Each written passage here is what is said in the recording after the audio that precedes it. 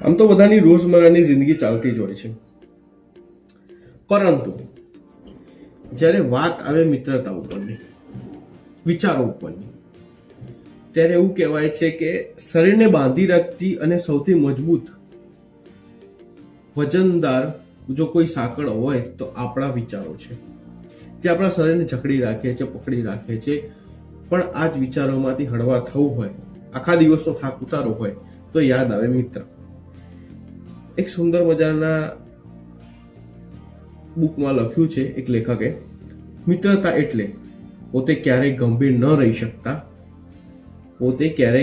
રહી શકતા છતાં જેને પરિસ્થિતિની ગંભીરતા સમજતા એક ક્ષણભર પણ વાર નથી લાગતી. આવી દુર્લભ સમજણને મિત્રતા કહેવાય છે. ગમે એટલા ના સમજ મિત્રો હોય, ગમે એટલા ન સમજવાવાળા લોકો હોય, પણ જ્યારે ગંભીરતા સમજી જાય વાતની, એને મિત્ર કહેવાય છે.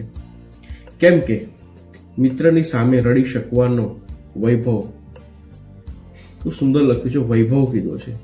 રાજા મહારાજાની ઠાઠ ઠઠારા હોય એને વૈભવ કહેવાય, પણ મિત્રની સામે રડી શકવાનો વૈભવ દરેકના નસીબમાં નથી હોતો. ક્યાં બાત.